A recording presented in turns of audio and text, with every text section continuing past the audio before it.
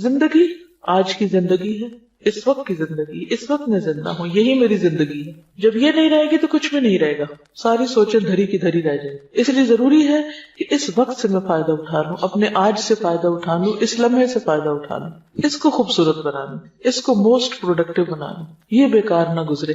اس کے لیے ہمیں یہ دیکھنا ہے کہ کس وقت میں کرنے کا کیا کام ہے. سب سے پہلے ہمیں اگر اپنا ٹائم ٹیبل بنانا ہے ڈیلی، مثلا ایک دن کی پلاننگ کرنی ہے، تو سب سے فرسٹ اینڈ فورموسٹ ہمیں یہ دیکھنا ہوگا کہ فرائض کیا ہیں ہمارے، ان کو فل کر لیں. مثلا نمازیں سب سے پہلا فرض ہے. اب اس کے لیے ہمیں کتنے بجے اٹھنا ہے؟ یہ تو نہیں 7 بجے اٹھنا، 7 بجے تو نماز چلی جائے گا، آپ نے اپنا فرض مس کر دیا تو آپ کا تو ٹائم پروڈکٹیو نہیں، آپ کے تو دن کا آغاز ہی غلط ہوا. آپ نے تو اللہ کی نافرمانی سے دن کا آغاز کیا، اللہ کی رحمت کہاں سے آئے گی؟ آپ نے اللہ کو ناراض کر کے دن کا آغاز کیا. تو بہت ضروری ہے کہ ہم جب ٹائم ٹیبل بنائیں تو پہلے اپنے مارک کر لیں، مارننگ، ظہر، عصر، مغرب، عشاء. اب باقی کام ان کے آس پاس کر لیں. بندوں میں ہماری ذمہ داری کون کون ہے؟ ہمارے بچے ہیں یا ہمارے اسٹوڈنٹس ہیں یا ہمسائے ہیں یا کون ہیں، جو بھی کوئی ہے ان کے طرف سے ہمارے اوپر کیا ذمہ داری ہے. اس میں بچے ہیں تو ان کو کھلانا، پلانا، سلانا، جگانا، اسکول بھیجنا، پڑھانا، یہ ساری چیزیں کیونکہ وہ آپ ہی کی ذمہ داری. کلکم راعٍ وکلکم مسئول عن رعیتہ، ہر شخص نگران ہے، ہر شخص ذمہ دار ہے، ہر ایک سے اس کی رعایا کے بارے میں پوچھا جائے گا. ان کو میں نے کیا کیا کہاں کہاں ٹائم دینا. اگر ماں باپ آپ کی ذمہ داری ہے تو ان کے بارے میں سوچ لیجیے.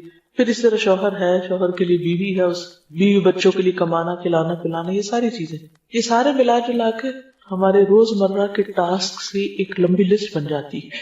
یہ سارے ٹاسک لکھے ہوئے ہونے چاہیے اور اپنے آپ کو چیک کرتے رہنا چاہیے. کیا میری عبادات پوری ہیں؟ کیا میرے فرائض پورے ہیں؟ ذمہ داریاں جو بندوں کی پوری ہیں؟ پھر اگر ہم ایک ٹیچر ہیں تو اس اعتبار سے ہمارے اوپر کیا ذمہ داریاں جڑی ہیں، اس کے لیے ہمیں اپنے آپ کو پریپیئر کرنا چاہیے. اگر ہم کوئی کام کرتے ہیں، کوئی اور جاب کرتے ہیں، کچھ بھی کرتے ہیں، اس کے بارے میں ہمیں پتہ ہونا چاہیے کہ ہم نے کیا کرنا ہے. تو کیا کرنا ہے، کیوں کرنا ہے، کب کرنا ہے، کیسے کرنا ہے، کتنا کرنا ہے، یہ معلوم ہونا بے حد ضروری ہے. تو کیا کہ تو آپ لسٹ بنا لیں ٹاسک سارے، کیا کرنا ہے، کیوں کرنا ہے، کوئی بھی کام کیوں کر رہے ہیں آپ، اور پھر کتنا کرنا ہے مجھے. کیونکہ کام تو اتنے ہوتے ہیں بعض اوقات کہ آپ اگر ساری رات بھی لگ رہے ہیں اور سارا دن بھی تو ختم نہیں ہو سکتے، مگر ان کو سٹاپ لگانا ہے نا، آگے نماز کا وقت آ رہا ہے، ان کو سٹاپ لگانا ہے کہ آگے کوئی اور چیز آ رہی، تو اس کو پھر آپ اسی کے مطابق ہی ڈیوائڈ کرتے ہیں. تو سارے کیا کرنا ہے، کیوں کرنا ہے، کتنا کرنا ہے، کب کرنا ہے، یہ پتا ہونا چاہیے. یہ نہیں کہ نماز کے وقت میں آپ کھانا پکانے لگ جائیں اور سونے کے وقت میں آپ بیٹھ کے ٹی وی دیکھتے رہیں اور جب پھر نماز کا وقت ہو تو آپ پھر سو جائیں. یہ نہیں ہو سکتا. یہ پھر آپ نے آج کا دن ضائع کر دیا اس کی تقسیم غلط کر کے اوقات. کیا کرنا ہے، کیوں کرنا ہے، کتنا کرنا ہے، کب کرنا ہے اور کیسے کرنا ہے. جس شخص کو یہ پتا ہو کہ کوئی کام میں نے کیسے کرنا ہے، وہ بہت اچھی طرح امن کے ساتھ زندگی بسر کر لے. اب یہاں سے شروع ہوتا ہے، کیسے سے شروع ہوتا ہے علم. اس کے لیے علم حاصل کرنا ضروری ہے. مثلا نماز پڑھنی تو کیسے پڑھنی ہے، کیا کیا کرنا ہے مجھے اس میں، تو کیسے کے لیے جاننا ضروری ہوتا ہے، یعنی علم حاصل کرنا ضروری ہوتا ہے. حتیٰ کہ اللہ سبحانہ وتعالیٰ فرماتے ہیں قرآن مجید میں فَاعْلَمْ أَنَّهُ لَا إِلَهَ إِلَّا هُوَ، جان لو، علم حاصل کرو کہ اس کے سوا کوئی معبود نہیں. اس کو بھی جاننا ضروری ہے، اس کا بھی علم حاصل کرنا چاہیے کہ کیوں وہی کیوں معبود ہے، کوئی اور کیوں نہیں ہو سکتا. کیا اس کا کوئی پارٹنر ہے، شریک ہے، یا صرف وہی ہے. یہ بھی ہمارے جاننے کی بات ہے. پھر اس کے بعد جب آپ یہ سارا کچھ کر لیں گے اور اپنے اپنے وقت پر صحیح نیت کے ساتھ اپنی ذمہ داریوں کو نبھائیں گے تو آپ کی یہ زندگی انتہائی پرسکون ہو جائے گی جب آپ کو اپنے کام کرنے کے طریقے آ گئے. ابراہیم علیہ السلام نے جب اللہ کا گھر بنایا تھا، کس کے لیے بنایا تھا؟ اللہ تعالیٰ نے فرمایا کہ میرے گھر کو طواف کرنے والوں کے لیے وَطَهِّرْ بَيْتِيَ لِلطَّائِفِينَ وَالرُّكَّعِ السُّجُودِ تک، تو ان سب کے لیے صاف رکھو گھر. لیکن ساتھ ہی انہوں نے ایک دعا مانگی تھی، وَأَرِنَا مَنَاسِكَنَا، کہ اللہ ہمیں ہمارے مناسک عبادت کے طریقے ہمیں سکھا دے. یہاں سے علم کی ضرورت محسوس ہوتی ہے انسان کو، کہ سیکھ کے کرتا ہے انسان. ہر چیز سیکھنے کی ضرورت ہوتی ہے، حتیٰ کہ کھانا پینا بھی، یعنی صرف کھانا، خود کھانا ہے، آپ نے اپنا پیٹ بھرنا ہے، وہ کھانے کا طریقہ بھی آنا چاہیے آپ کو، یہ کیسے کھانا ہے. آپ نے دیکھا کہ کچھ لوگوں میں کھانے کے مینرز بالکل نہیں ہوتے، بہت کچھ پڑھ لکھ جاتے ہیں لیکن ان کو طریقہ نہیں آتا کھانے کا، چبانے کا طریقہ نہیں آتا، کھانے کا نہیں آتا، اور بھی اسی طرح. تو ان میں اور جانوروں میں فرق کوئی نہیں رہ جاتا نا. اب جانور جیسے جگالی کرتے رہتے، اگر انسان بھی ایسے ہی کرتے رہے تو کیا حاصل ہوگا؟ کوئی فرق نہیں رہے گا. میرے خیال ہے مائیں اگر لے کے کھڑی ہو جائے نا بچوں کو، یہ بھی سیکھنے کا طریقہ ہے کہ کلاس روم میں بچے کو خاموش کیسے کروانا ہے تاکہ باقی لوگ واقعی سن سکیں. کیونکہ ماں بننا کافی نہیں ہوتا.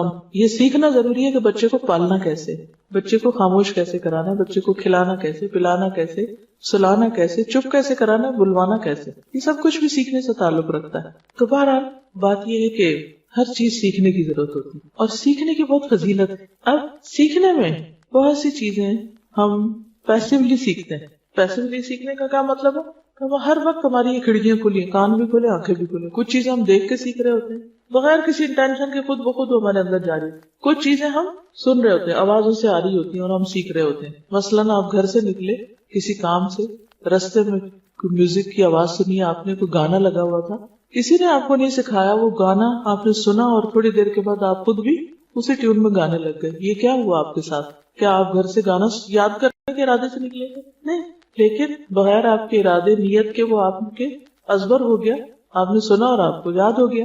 تو اسی طرح کچھ چیزیں انسان نہ چاہتے ہوئے بھی سیکھتا چلا جاتا ہے. اس لیے بہت ضروری ہوتا ہے کہ اچھے لوگوں کی کمپنی میں ہو. اچھے لوگوں کی کمپنی سے انسان بہت سی چیزیں بغیر کسی تکلیف کے سیکھ جاتا ہے، صرف دیکھ دیکھ کے سیکھ جاتا ہے، سن سن کے سیکھ جاتا ہے. تو اچھی کمپنی میں ہونا جو ہے یہ اللہ تعالیٰ کی ایک بہت بڑی رحمت ہے، بہت بڑی نعمت ہے. اور پھر اس کے بعد انسان نیت، ارادے اور کوشش کے ساتھ سیکھے. تو آپ سب اپنی ایک لسٹ بنائیں کہ آپ کو ابھی تک کیا کیا نہیں آتا جو آپ کو آنا چاہیے. مثلا اللہ نے ہم کو اپنی عبادت کے لیے پیدا کیا، لیکن ہمیں عبادت کرنی نہیں آتی، ہمیں نماز پڑھنی نہیں آتی، ہمیں زکوٰۃ دینے کا طریقہ ہی نہیں پتا. ہم کبھی راہ چلتے اس سے کچھ پوچھ لیتے ہیں، اس سے وہ کچھ بتا دیتا ہے، وہ کچھ، پھر دونوں کی کنفیوژن، پھر کہتے ہیں چھوڑو پر اس کام کو کیا کرنا. لیکن جو فرائض ہے تو پوچھو گی، آپ نہیں کریں گے تو پوچھو گی، غلط کریں گے تو پوچھو گی، لہٰذا سیکھنا ضروری ہے. تو ایک تو آپ اپنے ضرور لسٹ بنائیں کہ ابھی تک آپ کو کیا کیا نہیں آتا، جو آپ کو ایک بنیادی طور پر اپنی ذات کا خیال رکھنے، اپنے بچوں کا خیال رکھنے، اپنے گھر کا، اپنے انوائرمنٹ کا، اور جس کام کے لیے آپ پیدا ہوئے اللہ کی عبادت ہے وہ آنا ہی چاہیے. اگر وہ نہیں آئے تو آپ نے اپنی زندگی گنوا دی، چاہے آپ ڈھیروں کتابیں پڑھ جائیں. اسی لیے آپ نے دیکھا ہوگا کہ بعض اوقات کچھ لوگ بہت ہائیلی ایجوکیٹڈ ہوتے ہیں، بڑی ڈگریوں کے مالک ہوتے ہیں، لیکن ان کی گھریلو زندگی جہنم ہوتی ہے. ان کو آپس میں نباہ نہیں کرنا آتا، ہسبینڈ وائف کو نباہ نہیں کرنا آتا، بچوں سے بات نہیں کرنی آتی، ان کی بات نہیں سمجھتے. کہنے کو بہت پڑھے لکھے، یہ پڑھا لکھا کیا فائدہ دیتا ہے اگر ایک انسانوں کے ساتھ ڈیلنگ ہی نہیں آتی انسان کو. دوستوں کو بھی دشمن بنا لیتے ہیں، اپنے خیر خواہوں کی بھی قدر نہیں پہچانتے، کبھی شکر گزار ہی نہیں ہوتے، پتہ ہی نہیں ہے کہ یہ بھی کرنے کا کام ہے. ویسے بہت انٹیلیجنٹ ہیں، ویسے بڑے بڑے کارنامے کرتے ہیں، لیکن بنیادی اخلاق کا نہیں پتا. یہ بھی سیکھنے کی بات ہے. تو سیکھنے کو تو بہت کچھ ہے، اور اس کے لیے آپ کو باقاعدہ اپنے ٹائم ٹیبل میں ایک حصہ بنانا ہوگا، سیکھنے کے لیے ایک طریقہ اختیار کرنا ہوگا. تو بات یہ ہو رہی تھی کہ سیکھنے کو تو بہت کچھ ہے، لیکن کچھ چیزیں ایسی ہیں جنہیں پرائرٹی پر سیکھ لینا چاہیے. انہیں میں سے وہ دعائیں ہیں جو ہم اپنی حفاظت کے لیے پڑھتے ہیں. کہ ہم میں سے ہر شخص کسی نہ کسی دل کے گوشے میں اس کے خوف بیٹھا ہوا ہے کہ ہائی یہ چھت نہ مجھ پہ آ گرے. کہیں کبھی خیال آیا کہیں میں پھسل نہ جاؤں، کہیں چور نہ آ جائے. کبھی اندھیرے سے ڈر لگتا ہے، کبھی کسی چیز سے کبھی ڈر لگتا ہے. ہر شخص کو کسی نہ کسی چیز سے ضرور ڈر لگتا ہے. اس کو کہتے ہیں، پھر اس کو نام دے دیتے فوبیا. بہرحال جو مرضی نام دے دے، لیکن ڈر تو اپنی جگہ ہے ہی، اس سے تو انکار نہیں کیا جا سکتا. خصوصاً کچھ کھونے کا، کچھ ضائع ہونے کا، کچھ ہاتھ سے نکل جانے کا، یہ ڈر بہت ہوتا ہے. یعنی کیا ہوگا؟ تو اس کے لیے ہمیں ایک بہترین چیز سکھائی گئی ہے، اور وہ ہے آیت الکرسی. آیت الکرسی یہ اس آیت کا نام ہے. آیت الکرسی جو ہے یہ قرآن مجید کی آیات میں سے بہت ہی افضل آیت ہے، بہت بلند درجے کی آیت ہے. جیسے سورتوں کے نام ہے نا، اسی طرح کچھ آیتوں کے بھی نام ہیں. اللہ سبحانہ وتعالیٰ نے آدم علیہ السلام کو مختلف چیزوں کے نام سکھائے تھے، اور کسی بھی شخص کے صاحب علم ہونے کی علامت یہ ہوتی ہے کہ کسی بھی فیلڈ یا فن میں کہ اس کو اس خاص علم سے متعلق چیزوں کے نام آتے ہوں. مثلاً آپ قرآن کے طالب علم ہیں اور آپ کو سورتوں کے نام ہی نہیں آتے، کیا جانا آپ نے. اسی طرح مثلاً آپ باٹنی پڑھ رہے ہیں اور اپنے انوائرمنٹ میں ارد گرد پودوں کے نام ہی کو نہیں آتے، گھاس کی قسموں کو ہی نہیں پتا، درختوں کے نام نہیں آتے. اب ہر شخص کے لیے ہر علم کی ہر چیز سیکھنا تو فرض نہیں ہے، لیکن کم از کم جو علم آپ پڑھ رہے ہیں اس کے متعلقہ چیزوں کے نام آنا ضروری ہے. کئی لوگ ایسے ہوتے ہیں کہ وہ لوگوں کے بیچ میں سالوں رہ رہے ہوتے ہیں، ان کو آس پاس لوگوں کے نام ہی نہیں آتے. آپ کی کیا ریلیشن شپس ہوں گے اچھے، کیسے اچھے ہو سکتے ہیں. مجھ سے کسی نے پوچھا کہ آپ وہ پڑھا رہی تھی، کہنے لگی کہ مجھے آپ کو ٹپ بتائیے، آپ بھی پڑھاتی. میں نے ایک دن ان کو ایک ٹپ بتائی، دوسرے دن دوسری بتائی، کل میں نے ان کو تیسری ٹپ بتائی. تیسری ٹپ یہ تھی کہ اپنے گروپ کو جس کو آپ پڑھا رہے ہیں اس کی تمام اسٹوڈینٹس کے نام یاد کریں اور اسٹوڈینٹس کو ناموں سے بلائیں. پہلے یہ تو بہت ہی مشکل ہے, چھوٹا سا گروپ ہے, تو بہت ہیوج کلاس ہے, اس میں ہوتی ہے obviously سے مشکل, لیکن میں پوری کوشش کروں گی. میں نے کہا اس سے آپ فرق جانیں گے کہ اسٹوڈنٹ اور ٹیچر کا جب تک کنیکشن نہیں ہوتا تو علم پاس نہیں, وہ صرف انفارمیشن ہوتی, آپ سیکھ نہیں سکتے اور آپ کو پتہ نہیں آپ آس پاس کون بیٹھا ہوا ہے, وہ کیا کر رہا ہے. اور ان کو میں نے اتفاق سے یہی حدیث دلیل کے طور پر دی کہ حضور صلی اللہ علیہ وسلم نے ابی ابن کعب کو شاباش دی تھی کہ تمہیں علم مبارک ہو اے ابو المنذر. آپ کو صرف ان کا نام نہیں, ان کی کنیت بھی پتا تھی. اور آپ کو پتا ہے کہ کتنے بے شمار صحابہ ہیں آپ کے آس پاس, لیکن آپ کو ان کے نام آتے تھے. تو اپنے آس پاس کے لوگوں کے نام جاننا, جس گھر میں آپ رہتے ہیں اس کے مختلف ڈائریکشن کا معلوم ہونا کہ سورج کدھر سے نکلتا ہے, قبلے کا رخ کیا ہے. آپ کہتی ہوں کہ یہ کس کو نہیں پتا. ریسنٹلی مجھے اس کا اتفاق ہوا, میں کہیں گئی ہوئی تھی تو میں نے ان سے کہا, بچی تھی اس گھر میں 11-12 سال کی, میں نے کہا بیٹا قبلے کا رخ کدھر ہے, ٹوٹلی اپوزٹ ڈائریکشن بتائی. میں چونکہ نیچے گھر سے جب آ رہی تھی تو میں نے مسجد دیکھی تھی کارنر پہ, اور اس میں ہم نے گاڑی روک کے بچوں نے نماز پڑھی تھی, تو مجھے پتا تھا کہ ڈائریکشن اس طرف ہے. بچی بالکل الٹ بتا رہی تھی, مجھے بہت پریشانی ہوئی. میں نے کہا کہ 10 سال کی عمر میں بچے کو نماز پڑھنی چاہیے. اگر کوئی بچہ روز نماز پڑھتا ہے تو اس کو اپنے گھر میں قبلے کا رخ لازم معلوم ہونا چاہیے, یا نہیں؟ یہ علم ہے نا یہ بھی. اگر ہمارے بچوں کو اپنے ہی گھر میں قبلے کا رخ پتا نہیں, تو اس کا مطلب ایک فرائض میں سے ایک فرض ان کا چھوٹ رہا ہے. وہ خود تو پتہ نہیں کہ آپ پڑھتے ہیں یا نہیں, کہ مہمان کو بھی غلط بتا دے, اس کی نماز بھی گئی. تو یہ بے حد ضروری ہے کہ ہم فرض درجے کے جو علم ہے ہم پر, وہ ہم ضرور جانیں. تو بہرحال کہنے کی بات یہ تھی کہ قرآن مجید کی مختلف آیات کے بھی نام ہیں, سب کے نہیں ہیں لیکن کچھ کے, مثلا آیت دین ہے, آیت الکرسی ہے. تو آیت الکرسی وہ آیت ہے جس میں کرسی کا لفظ آتا ہے, اور یہ قرآن مجید کی سب سے اعلیٰ اور افضل آیت ہے. اس کے بارے میں آتا ہے کہ حضرت ابی ابن کعب کہتے ہیں, یہ ایک عالم صحابی تھے, اہل کتاب کے علماء میں سے تھے, اسلام لے آئے اور کاتب وحی بھی تھے. وہ کہتے ہیں کہ رسول اللہ صلی اللہ علیہ وسلم نے فرمایا, اے ابو المنذر, کیا تجھے معلوم ہے کہ کتاب اللہ میں سے تمہارے پاس کون سی آیت سب سے افضل ہے؟ میں نے عرض کیا, اللہ اور اس کا رسول ہی بہتر جانتے ہیں. آپ نے فرمایا, اے ابو المنذر, کیا تجھے معلوم ہے کتاب اللہ میں سے تمہارے پاس کون سی آیت سب سے افضل ہے؟ دوبارہ پوچھا. میں نے عرض کیا, اللہ لا الہ الا هو الحی القیوم, یعنی آیت الکرسی. آپ نے میرے سینے پر ہاتھ پھیرا شاباش دینے کے لیے اور فرمایا, ابو المنذر, تمہیں علم مبارک ہو, یعنی تم جانتے ہو.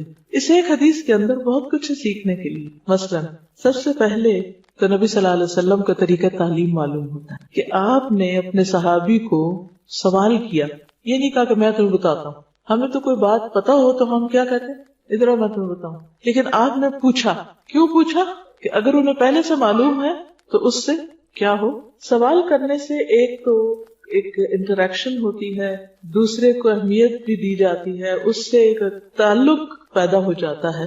اور پھر اس کے بعد یہ ہے کہ صحابی کے پارٹ پر یہ بات پتہ چلتی ہے کہ صحابی جو ہیں وہ کہتے ہیں کہ اللہ اور اس کا رسول بہتر جانتے ہیں, حالانکہ پتہ ہے ان کو, لیکن پھر بھی کیا کہتے ہیں, اللہ اور اس کا رسول بہتر جانتے ہیں. کیوں؟ تاکہ اگر میرے علم سے زیادہ وہاں ہے تو پہلے مجھے وہ مل جائے. میں اگر ایک بات بتا دوں گا جو مجھے پتا تو ہو سکتا ہے کہ مجھے اگلی چیز نہ پتا. لیکن حضور صلی اللہ علیہ وسلم بھی محسوس کر رہے ہیں کہ ان کو معلوم ہے, شاید یہ جھجک رہے ہیں یا اس کا مظاہرہ کر رہے ہیں. آپ دوبارہ پوچھتے ہیں اور اسی ٹون میں پوچھتے ہیں, اے ابو المنذر, کیا تمہیں معلوم ہے کہ کتاب اللہ میں سے سب سے افضل آیت کون سی ہے؟ تو پھر اس پر وہ جواب دیتے ہیں, میں نے عرض کیا, اللہ لا الہ الا هو الحی القیوم. پھر آپ سینے پہ ہاتھ پھیرتے ہیں, اس طرح تھپکی دیتے ہیں. اس کا مطلب ہے کہ وہ قریب بیٹھے ہوئے ہیں, ریچ میں ہیں آپ کی. ہو سکتا ہے دور بھی ہو تو بلا کے شاباش دی. تو طالب علم کو تھپکی دینا یا اس پہ ہاتھ پھیرنا یا شاباش دینا اس کی ہمت بندھاتا ہے, اس کو انکریج کرتا ہے, اس کو اور زیادہ علم کا شوق دلاتا ہے. اور پھر آپ فرماتے ہیں کہ تمہیں علم مبارک, شاباش. آپ خوش ہو جاتے ہیں اور دعا دیتے ہیں. اچھا, ہم عام طور پر کسی کو کوئی بات پتا ہو یا کسی کو معلوم ہو تو اس پر اس کی تعریف نہیں کرتے یا اس کی ہمت نہیں بندھاتے, جبکہ استاد کا فرض بنتا ہے کہ اچھا جواب آنے پر, درست جواب آنے پر ضرور کچھ نہ کچھ دعا دے, مثلا بارک اللہ فیکم, شاباش, کوئی بھی اچھا ورڈ, گڈ اسٹروک دے. تو اس حدیث سے پتہ چلتا ہے کہ آیت الکرسی جو ہے یہ سب سے اعلیٰ اور افضل آیت ہے. پھر اسی طرح ایک اور حدیث ہے، حضرت ابن اسقا کہتے ہیں رسول اللہ صلی اللہ علیہ وسلم صفہ میں تشریف لائے. صفہ کیا تھا؟ وہ چبوترا جس پر صحابہ بیٹھ کر پڑھا کرتے، وہیں رہتے تھے، وہیں پڑھتے تھے. تو ایک آدمی نے آپ سے سوال کیا، یا رسول اللہ سب سے زیادہ عظمت والی آیت کون سی ہے؟ آپ نے فرمایا اللہ لا الہ الا هو الحی القیوم، یعنی پوری آیت الکرسی. تو اس سے بھی بات مزید واضح ہو جاتی ہے، اس کو تقویت ملتی ہے کہ یہی آیت سب سے افضل ہے. اب اس آیت کو ایک طرف تو سب سے افضل کہا گیا اور دوسری طرف اس آیت کو حفاظت کا ذریعہ بتایا گیا. اس کے لیے ایک بہت لمبی حدیث ہے، لیکن ایک واقعہ ہے پورا جس سے ہمیں پتہ چلتا ہے کہ آیت الکرسی جو ہے یہ شیاطین کے شر اور فتنوں سے محفوظ رکھتی ہے. انسان کو حفاظت کے لیے سب سے زیادہ جس چیز کی ضرورت ہے وہ اپنے دشمنوں سے حفاظت. دشمنوں میں سب سے بڑا دشمن شیطان، اور شیطان نظر نہیں آتا. باقی دشمن تو اگر کوئی آ رہا ہماری طرف تو ہم بھی جواباً مارنے کے لیے تیار ہیں، مگر جو نظر ہی نہیں آ رہا تو اس کا کیا بنے گا؟ جو نظر نہیں آ رہا اس سے کیسے بچیں گے؟ ہم بچ سکتے ہیں، ہم اس کا مقابلہ کر سکتے ہیں، پکڑ سکتے ہیں. کیا ماریں گے اس کو؟ مجھے یاد ہے وہ چھوٹی سی تھی تو میرے والدین جب کہتے تھے کہ وہ شیطان آ گیا تو ہم کہتے تھے کدھر ہے، میں ڈنڈا اٹھا لیتی کدھر ہے میں اس کو ماروں گی. لیکن ڈنڈے سے تو نہیں مار سکتے شیطان کو آپ. ہاں آیت الکرسی پڑھیں تو اس پہ ڈنڈا ضرور پڑے گا، لیکن اگر آیت الکرسی ٹھیک ہی نہیں آتی آپ کو تو اس کو کیا اثر ہوگا؟ تو صحیح تلفظ بھی آنا چاہیے اور اس کو پڑھنا بھی چاہیے اور اس کا معنی بھی جاننا چاہیے اور اس کی فضیلت بھی معلوم ہونی چاہیے. اور یہ وہ علم ہے جس پر آپ صلی اللہ علیہ وسلم نے شاباش دی تھی. تو اگر آپ کو بھی یہ پتہ چل جائے گا تو وہ شاباش صرف ان کے لیے نہیں پر آپ سب کے لیے بھی. بہرحال حدیث ہے، حضرت ابو ہریرہ سے روایت ہے، مجھے رسول اللہ صلی اللہ علیہ وسلم نے صدقہ فطر کی حفاظت کے لیے محافظ مقرر کیا، گارڈ بنایا. اس دوران میں ایک شخص آیا اور اس نے غلہ سے لپیں بھر بھر کر نکالنی شروع کر دی، یعنی وہاں سے نکالنا شروع کر دیا. میں نے اسے پکڑ لیا اور کہا میں تجھے ہر صورت میں رسول اللہ صلی اللہ علیہ وسلم کے پاس لے جاؤں گا، تم چور ہو. وہ کہنے لگا میں محتاج آدمی ہوں، بال بچے دار ہوں، سخت ضرورت مند ہوں، لہٰذا معاف کر دو. چنانچہ میں نے اسے چھوڑ دیا. صبح ہوئی تو رسول اللہ صلی اللہ علیہ وسلم نے دریافت فرمایا ابو ہریرہ گزشتہ رات تمہارے قیدی کا کیا بنا؟ کیونکہ آپ کو وحی کے ذریعے خبر ہو چکی تھی. میں نے عرض کیا یا رسول اللہ صلی اللہ علیہ وسلم اس نے اپنی شدید حاجت کا اظہار کیا، بال بچوں کا شکوہ کیا، میں نے اس پر رحم کیا، اسے چھوڑ دیا. آپ نے فرمایا خبردار رہنا، اس نے جھوٹ بولا، وہ پھر آئے گا. مجھے آپ کے فرمان کی وجہ سے یقین تھا کہ وہ ضرور آئے گا، لہٰذا میں گھات میں بیٹھ گیا، کب آتا ہے اور چکنا ہو گیا. وہ آیا اور غلے میں سے پھر لپیں بھرنے لگا. میں نے پکڑ لیا. میں نے کہا اب تو میں تمہیں ضرور حضور صلی اللہ علیہ وسلم کی خدمت میں لے جاؤں گا. اس نے کہا مجھے چھوڑ دو، میں غریب ہوں، عیالدار ہوں، آئندہ نہیں آؤں گا. میں نے رحم کھاتے اسے پھر چھوڑ دیا. صبح ہوئی تو رسول اللہ صلی اللہ علیہ وسلم نے دریافت فرمایا اے ابو ہریرہ تمہارے قیدی نے کیا کیا؟ میں نے عرض کیا یا رسول اللہ صلی اللہ علیہ وسلم اس نے اپنی شدید ضرورت کا شکوہ کیا، عیالداری یعنی اپنی غربت کا واسطہ دیا، مجھے رحم آ گیا لہٰذا میں نے اسے پھر چھوڑ دیا. آپ نے فرمایا خبردار رہنا، اس نے تجھ سے جھوٹ بولا ہے، وہ پھر آئے گا. چنانچہ میں تیسری بار اس کی گھات میں بیٹھ گیا. وہ آیا اور پھر غلہ کے لب بھرنے لگا. میں نے اسے پکڑ لیا. یہ تیسری بار ہے. اب میں تمہیں ضرور حضور صلی اللہ علیہ وسلم کے پاس لے جاؤں گا. ہر بار تو وعدہ کرتا نہیں آؤں گا لیکن پھر آ جاتا. اس نے کہا اچھا میں تمہیں ایسے کلمات بتاتا ہوں جن سے اللہ تجھے فائدہ دے گا لیکن اس کے بدلے مجھے چھوڑ دو. یعنی اسے ہوا نا کہ اب تمہیں پکڑا گیا تو کچھ دے کے چھوٹنا پڑے گا. میں نے پوچھا وہ کیا کلمات ہیں، کون سا کلام ہے، کون سا وظیفہ ہے کہ جسے پڑھ کے میں اپنے چور سے بچ سکتا ہوں، یعنی چور واپس نہ آئے. اس نے کہا جب تو رات سونے کے لیے اپنے بستر پہ آئے تو آیت الکرسی پڑھ لیا کر. ایک فرشتہ ساری رات تیری حفاظت کرے گا، ساری رات فرشتہ تیری حفاظت کرے گا، صبح تک شیطان تیرے پاس نہیں آئے گا. یہ سن کر میں نے اسے پھر چھوڑ دیا. صبح ہوئی تو رسول اللہ صلی اللہ علیہ وسلم نے دریافت کیا ابو ہریرہ کل رات تیرے قیدی نے کیا کیا؟ میں نے عرض کیا یا رسول اللہ اس نے کہا میں تجھے ایسے کلمات سکھاتا ہوں جن سے اللہ تجھے نفع پہنچائے گا. چنانچہ اس کے بتانے پر میں نے اسے چھوڑ دیا. آپ نے دریافت کیا وہ کیا کلمات ہیں؟ میں نے عرض کیا اس نے بتایا کہ جب تو رات اپنے بستر پر آئے تو اول سے آخر تک آیت الکرسی پڑھ لے. اللہ کی طرف سے ایک فرشتہ رات بھر تیری حفاظت کرے گا اور شیطان تمہارے قریب نہ آئے گا.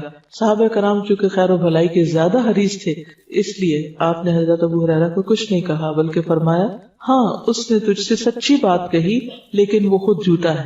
تجھے معلوم ہے 3 راتوں سے تمہارے پاس کون آ رہا تھا؟ حضرت ابو ہریرہ نے عرض کیا نہیں. آپ نے فرمایا وہ شیطان تھا. یہ صحیح بخاری کی روایت ہے. تو اس حدیث سے کیا پتہ چلتا ہے؟ ساری رات تمہاری حفاظت کرے گا ایک فرشتہ، اللہ بھیج دے گا، شیطان تمہارے پاس نہیں آئے گا، پھر وہ ڈرائے گا نہیں، پھر صبح کی نماز میں اٹھنے میں آسانی ہو جائے گی. بہت سارے فائدے ہیں اس کے. اور اگر ہم فوت ہو گئے رات کو کیونکہ رات کو فوت بھی ہو سکتا ہے انسان. کئی لوگوں کو آپ نے سنا ہوگا کہ وہ رات سوئے تو اٹھے نہیں، تو کم از کم فرشتے ہمارے آس پاس ہوں، شیطان تو نہ ہوں. تو اس کے بہت فائدے ہیں. تو سب سے بڑا فائدہ کیا ہے کہ حفاظت. اسی لیے اس کارڈ میں حفاظت کی دعاؤں میں سب سے پہلی دعا آیت الکرسی رکھی گئی ہے.